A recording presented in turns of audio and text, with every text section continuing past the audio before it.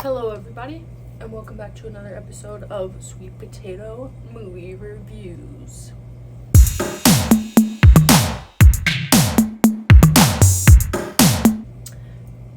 For this week's episode, I will be reviewing Love Lies Bleeding. Love Lies Bleeding was written and directed by Rose Glass and Veronica Tofilska. I'll put the name on the screen because I'm probably saying it wrong. Love Lies Bleeding follows Lou, played by Kristen Stewart. She's kind of like, I don't know, like I would say like depressed, not really ambitious type of person.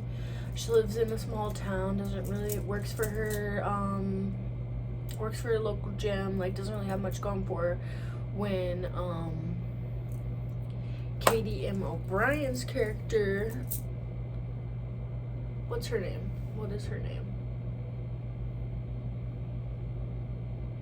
I don't know. When Katie M. O'Brien's character comes into town, and she's a very ambitious bodybuilder, and they go through a lot and fall in love and whatnot. Anyways, I would give this an overall 87%. I really liked a lot of the performances. I liked the script. I liked a lot about it. Actually, I'll dissect that right now. For sound, I don't remember much about the music that really stood out to me or whatnot, but I do remember when her muscles would get like super ripped, and you would hear like her clothing ripping and like this like squelching noise, and it was insane. Also, I'm gonna try to like go through this without any spoilers, but I don't know how well I'm gonna do that, so like warn yourself, you know, if you haven't seen it yet. Now for the script, I really liked the script. I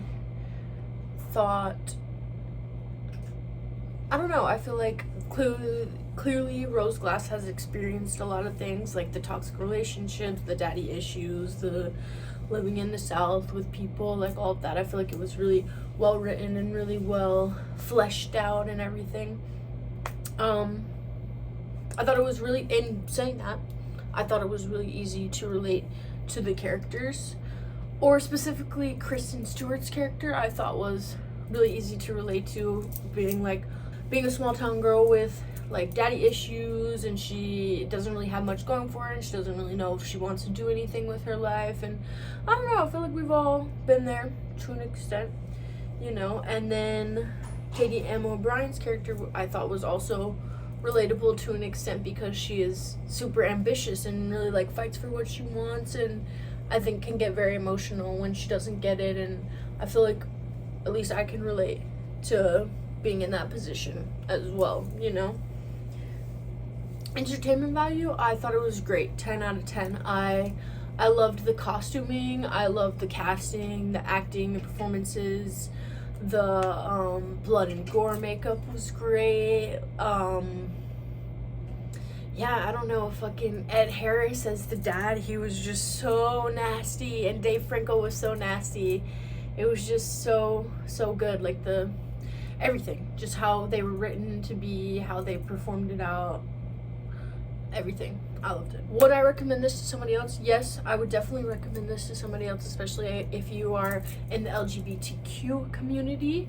It's a great portrayal of a toxic lesbian relationship, you know. So I feel like even if you're not, you've probably experienced forms of toxic love, whether that be from your friends or parents or whatnot. I feel like you can relate to them wanting to be with each other, but also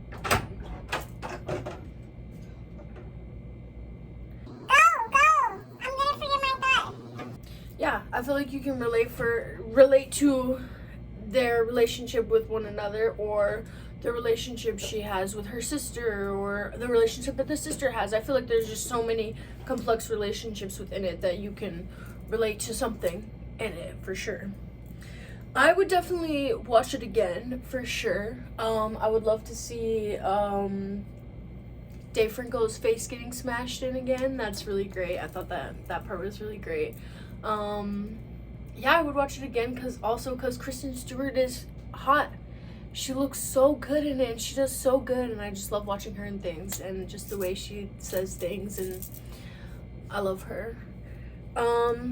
My favorite part, well, obviously, like I said before, the face smashing, but also the ending, I feel like, is definitely one of my favorite parts, which I feel like a lot of people that I've talked to, like, I don't know, didn't particularly enjoy the ending, but I don't know, it just felt so rewarding after watching them go through so much shit the whole time, to just watch them have that one angelic moment where they felt on top of the world, you know?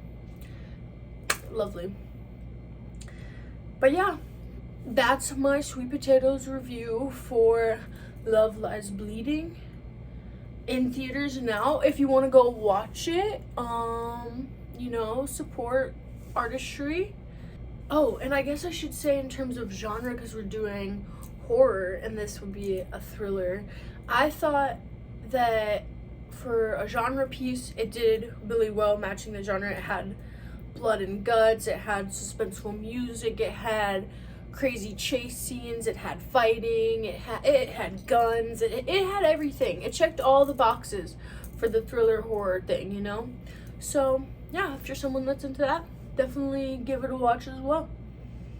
And yeah, make sure you like this video, and make sure you subscribe to Corner Cinema so you can see all the great things that my class is making. And make sure you stay tuned for next week's episode of Sweet Potato Movie Reviews. And comment down below, would you guys be interested in movie reviews for movies that not only just came out, but also older movies, like lesser known older movies and art house movies and stuff like that? Yeah, just leave a comment if you'd be interested in that. And yeah, we'll see you in, I don't know, whenever you decide to watch again.